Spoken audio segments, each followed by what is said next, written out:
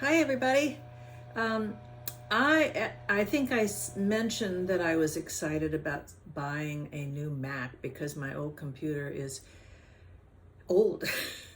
It's just old, and I need a little more. I mean, I've got a lot of RAM and I've got a lot of memory, but the cards are failing and the fan is failing and there's not a camera in there. So anyway, long story short, getting a new computer, and it's going to be a beautiful computer.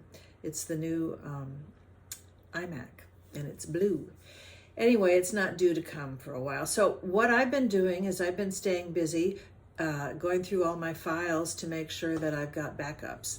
And as I do that, I discover all these paintings that I painted from 2009, 10, 11, 12. And I came across a couple where I was doing a series of photographs on my iPhone. I'd paint for about 15 minutes and then I'd take a shot, or 30 minutes and then take a shot. So I thought I would put some of them together. Two videos. I've got two paintings that I did that I like. They sold a long time ago, so they're not available for sale. I think back in about 2000, it was either 12 or 14. 12 or 14. So the first one, and then the second one I'll do in a separate video. So this is just going to cover one. And I have to look up because my monitor's over here that shows me the images.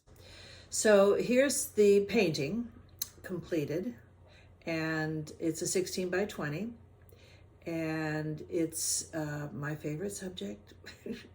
I love to read. I've been reading since I was 4, avidly. So, and I like to be, I'm not a recluse, but I do like my private time, and I gather energy from being quiet and being alone. I get depleted when I'm with people, and I like being with people. I love being with my family and my friends and all that, but you know how it works, introvert, extrovert, all that stuff. Anyway, this is the painting as it's finished, and it's got a lot of layers to it, as oil painting does. I'm going to show you the progression of it, and remember in an earlier, no, I don't think I've said this yet. One of the things that suits me about oil painting is that you can be very loose and you don't have to be precise. You need to get your design, your composition together. You need to get your colors together. You need to get your message together, the narrative, which is, being quiet in the garden and reading. And then pretty much last of all is the rendering. You need to do some decent rendering, but it doesn't have to be spot on unless you're going for the Renaissance perfect photographic painting that's going to hang in a museum and be brown. They're brown. I like color. I'm more attracted to the Impressionist period and the effect of light.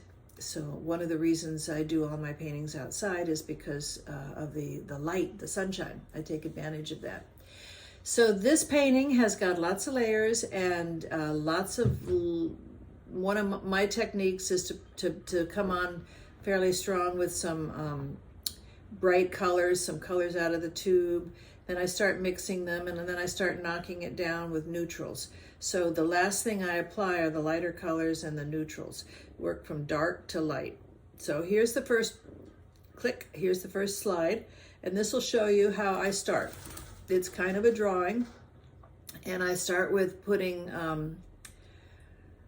that looks like burnt sienna, and it was a red pillow. I was taking the girl, she and her sister were visiting, and they agreed to pose, and we went out into the garden, which was mostly green at the time, so I knew I wanted something red.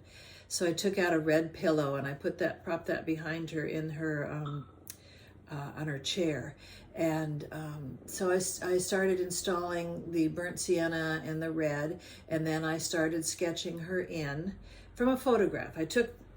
Don't be confused. I wasn't doing this from life. She couldn't have sustained that pose in the sunshine for as long as it would take me to make the painting.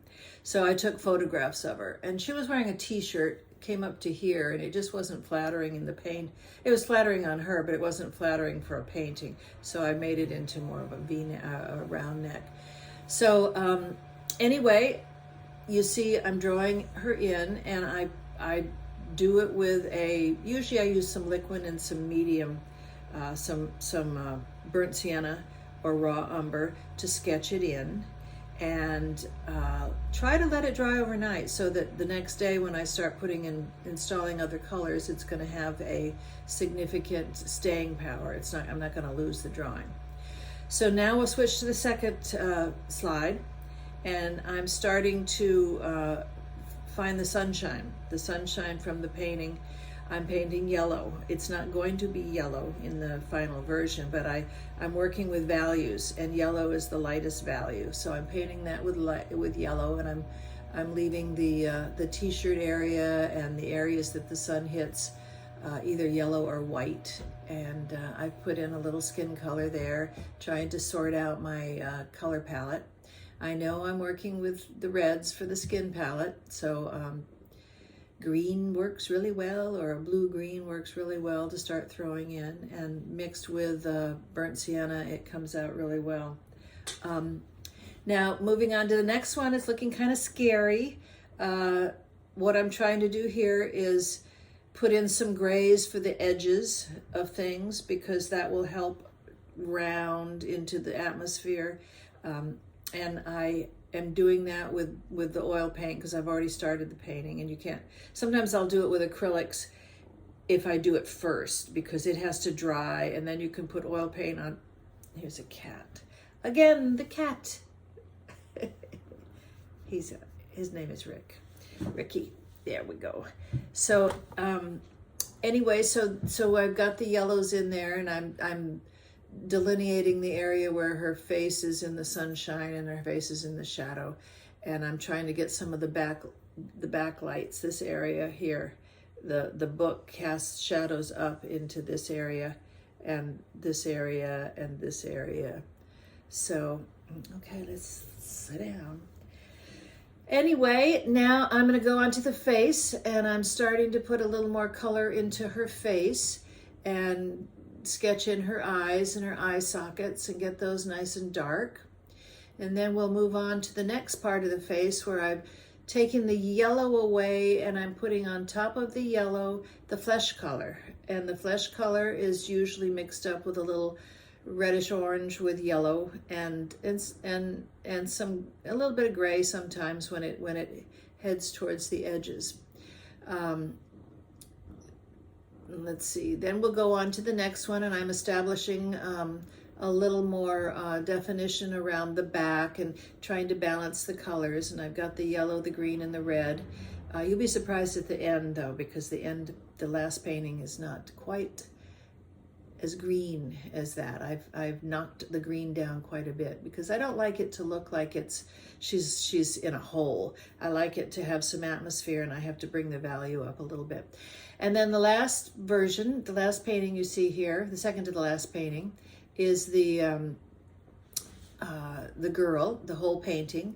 And I have painted the fingers. I've gotten the fingers with some gray. There's a lot of bones in the fingers, and I try to start with the gray around the edges of the fingers.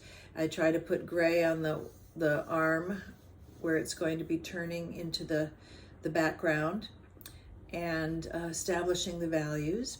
And then this is the final painting, and as you can see, it's more unified. I've put in a lot of neutrals to knock down the background to get it not quite as dark, and to bring it up. And that's pretty much it. I was pretty happy with this painting. I thought the color harmonies and the design worked really well. So let me end this section, and then I will talk to you about the next painting in just a minute.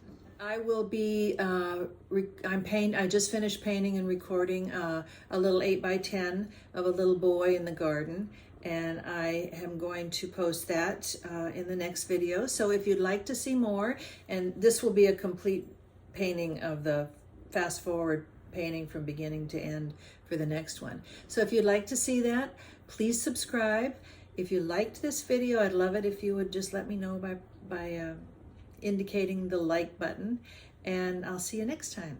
Bye for now.